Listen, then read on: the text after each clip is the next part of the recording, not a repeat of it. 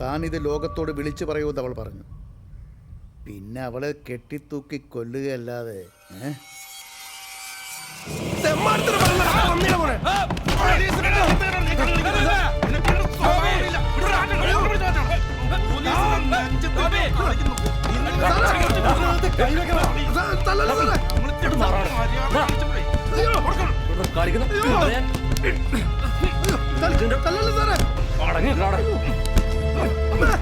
മതി മതി, ഇനി തല്ലേ അവൻ ചത്തു.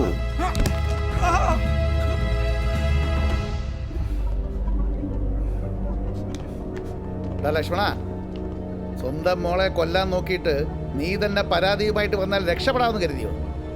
ആ കൊച്ചിന് ഉടനൊന്നും ബോധം തെളിയില്ല എന്ന് നിനക്ക് ഉറപ്പുള്ളതുകൊണ്ടല്ലേ ഇത്ര ധൈര്യത്തിൽ നീ അഭ്യാസം കാണിച്ചത്? എനിക്കും ഒരു പെൺകുട്ടിയാ. ചെയ്ത തെമ്മാടിത്തരത്തിന് നിന്നെ നിയമത്തിന്റെ മുമ്പിൽ സമാധാനം പറയിപ്പിച്ചിട്ടേ ജയചന്ദ്രൻ അടങ്ങൂ. നീ നോക്കിക്കോ.